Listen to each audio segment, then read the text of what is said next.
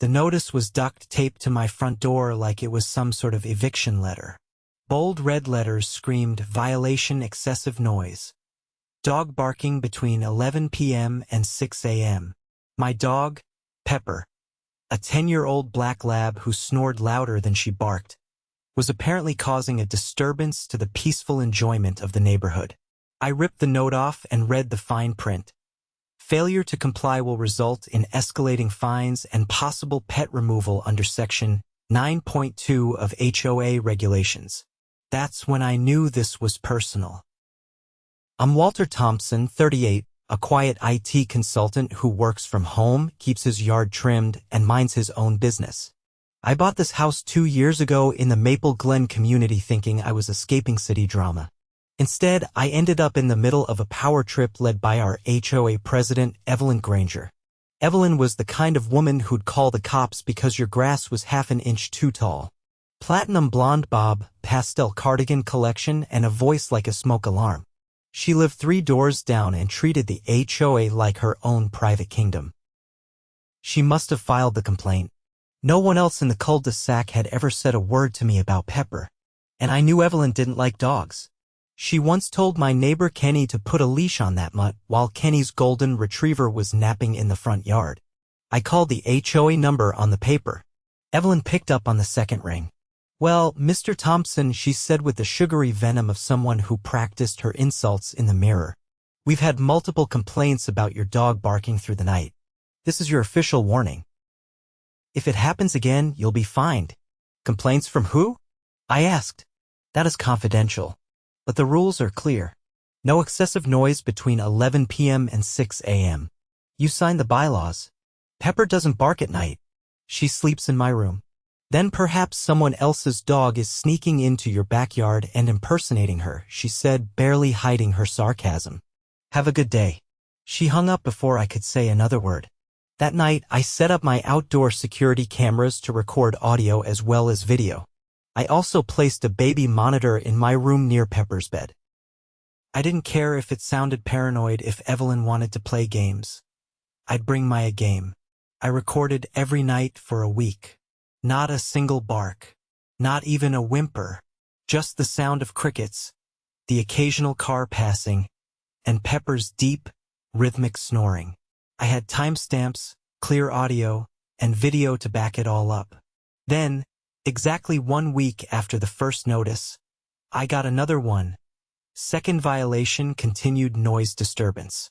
Fine $100. Additional fines will increase weekly. Oh, she was doubling down. Saturday morning hit with a cold drizzle, but I was too focused to care. I pulled all the video and audio files I'd collected 7 nights of uninterrupted silence, timestamped and labeled, and loaded them onto a flash drive. Then I printed a detailed log, date, time, camera angle, and a written summary of each night's footage. I wasn't just defending my dog, I was building a case. At precisely 10 o'clock, I walked into the HOA office on the edge of the development. It was a prefab trailer with vinyl siding and a fading sign that read Maple Glen Homeowners Association. Inside, the smell of stale coffee and overused air freshener hit me like a wall. Evelyn sat behind the desk, tapping away at her laptop. She didn't look up. "I'm here to dispute the violation notice," I said, holding out the folder of documentation. She looked over the rim of her glasses like I just tracked mud across her marble floor. "You can submit written appeals during board meetings. The next one is scheduled for the 3rd Wednesday of the month. That's 3 weeks away. You're fining me weekly. The board has procedures, Mr. Thompson. If you're unhappy with them, you're welcome to bring it up at the next election." I placed the flash drive on her desk along with my printouts. This is 7 nights of footage. No barking. No violations. If there's another complaint, I expect to see evidence. For the first time, Evelyn's expression faltered. "I'll take this under review," she said flatly, sliding the folder aside like it was junk mail. I left without another word. By Tuesday, another notice appeared, this one hand-delivered and shoved into my mailbox. 3rd violation, failure to comply with noise ordinance. Fine, $200. Final warning before legal action. That was it. I drove straight to the county records office. The HOA's bylaws were public record, and I wanted the original charter, not the version Evelyn handed out in her glossy welcome packets.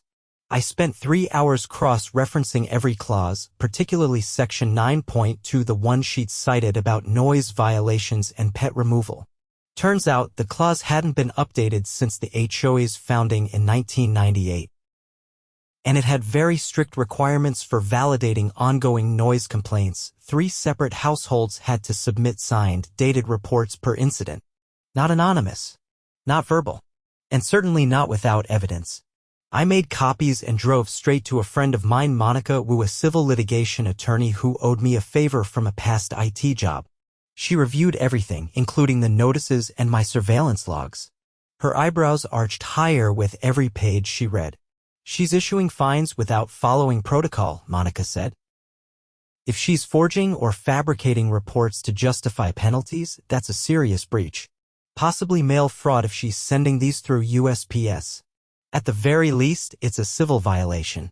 We drafted a cease and desist letter that demanded immediate revocation of all false fines, written confirmation that no further action would be taken without proper documentation, disclosure of all alleged complainants under the HOA's own rules. We sent it via certified mail and email. Then Monica made a call to the County HOA Oversight Board, which I hadn't even known existed. Apparently, Maple Glen had already been flagged once before for procedural inconsistencies. 2 days later, Evelyn came to my door. She didn't knock, just stood there like she expected the house to bow before her. "I received your letter," she said, tightly clutching a manila envelope. "There seems to be a misunderstanding." "No misunderstanding," I said, stepping outside and shutting the door behind me. "You've been issuing fines based on non-existent evidence. That's fraud." She handed me the envelope. "The board has decided to rescind all notices. There will be no further action." I opened it. Sure enough, 3 typed letters, all unsigned, saying the previous violations had been dismissed due to insufficient corroboration. No apology, no explanation. Who filed the complaints? I asked. "That information is protected under confidentiality. Not according to Section 18 of your own charter," I said. "If violations are appealed, the identity of complainants must be disclosed." Her jaw clenched. "I'll review that section again." "You do that. While you're at it, check the county's fraud statutes. I'm sure you'll find them enlightening." She left without another word. But I wasn't done. I filed a formal grievance with the County Oversight Board, attaching every piece of documentation. Monica helped me file a civil complaint for damages and harassment, citing undue stress and legal fees. The board launched a formal audit of Maple Glen's HOA activities, which hadn't been done in over a decade. Then came the fallout.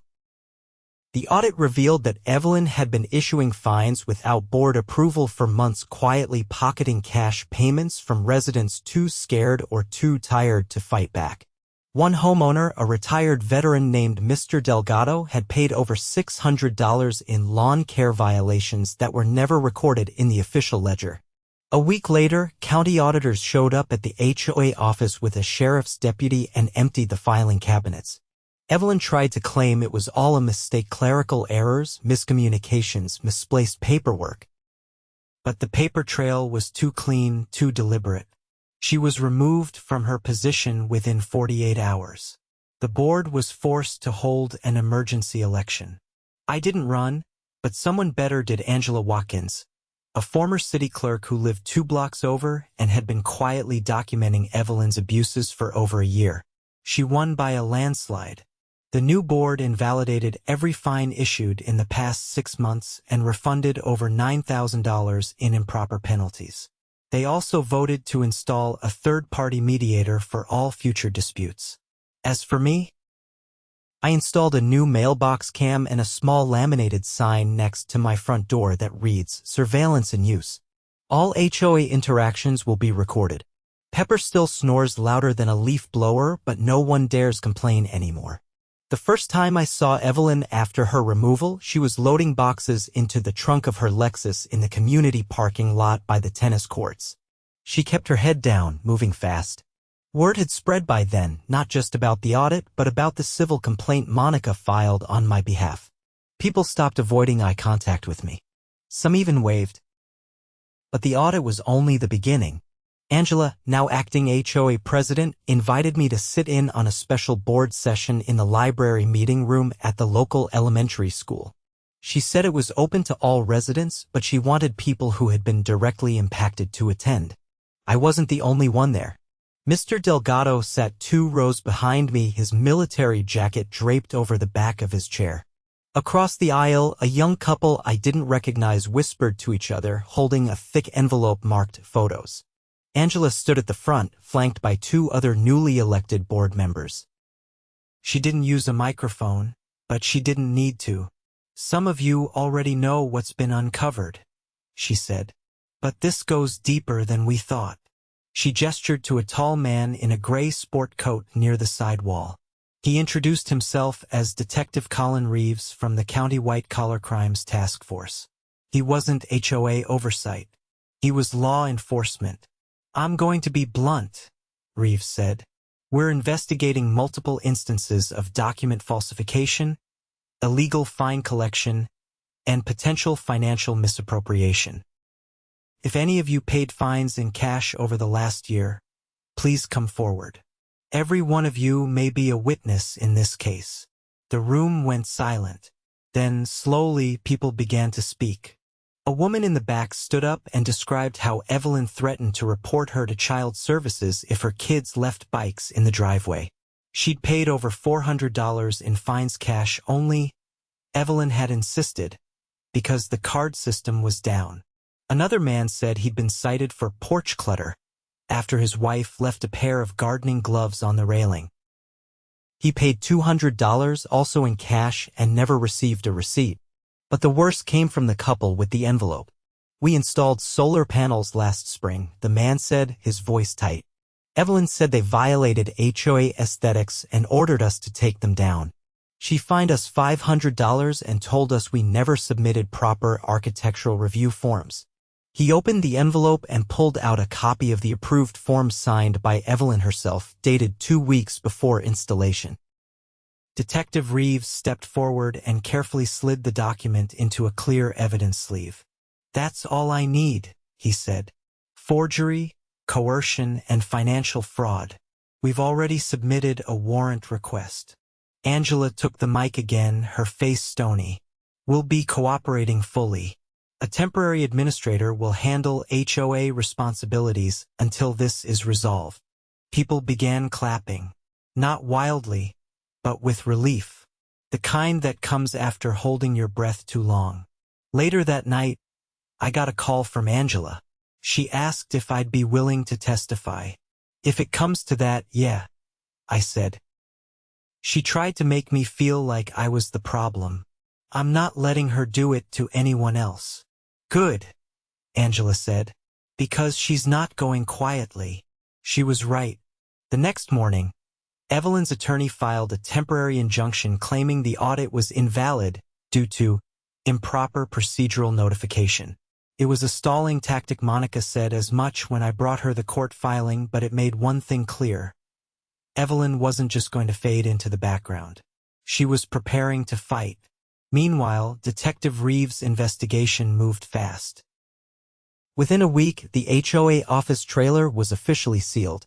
County officials taped a notice to the door stating that all operations were suspended pending legal review. Angela announced a town hall meeting at the community center to update residents. This time, over 100 people showed up. "I won't sugarcoat it," she said from the small wooden stage. "We're looking at over 30 residents affected. Over $12,000 in fines collected with no documentation. And that doesn't include the fraudulent votes submitted in last year's board election." That caught everyone's attention. Reeves took the mic and explained how Evelyn had allegedly submitted proxy ballots under names of residents who had moved or passed away. The ballots had been typed, not handwritten, and all voted for her slate of officers. None had corresponding voter signature logs. This is election fraud, Reeves said. And it's a charge we're pursuing separately.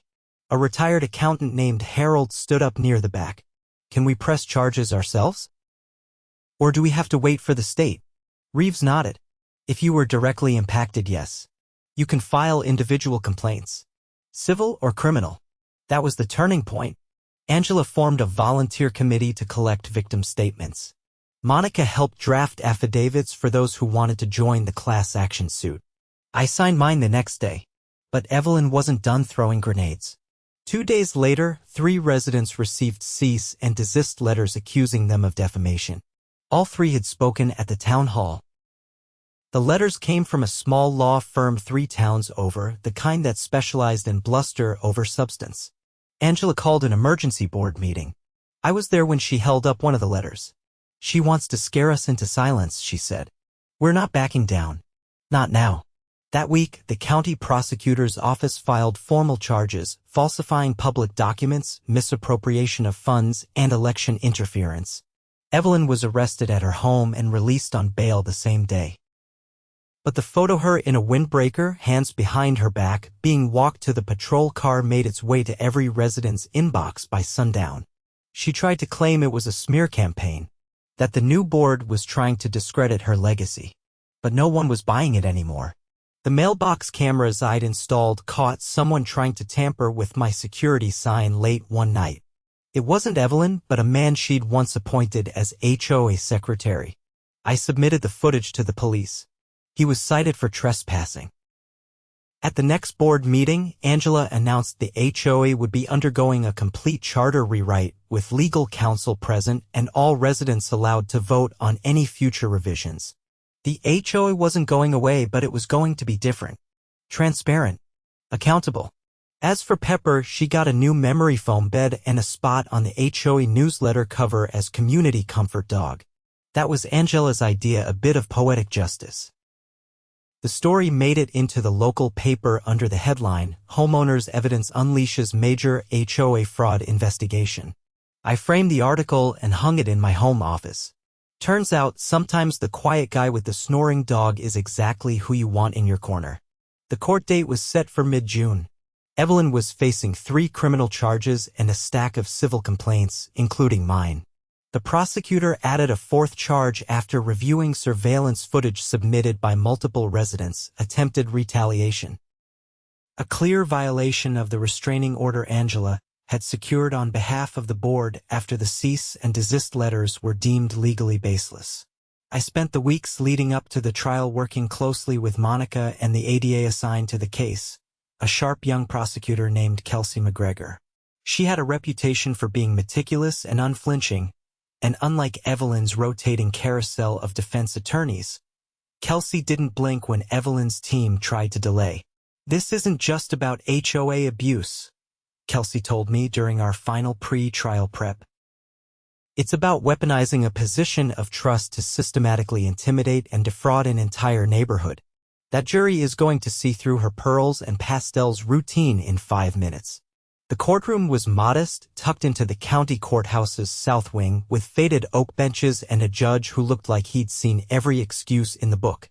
Evelyn sat at the defense table, her blazer an artificial shade of coral. Her posture was rigid, her expression unreadable. No more clipped confidence or cold superiority. Just tension. The prosecution opened with a short but damning summary. Evelyn had knowingly fabricated noise complaints, misrepresented fines, forged election documents, and retaliated against homeowners who challenged her control.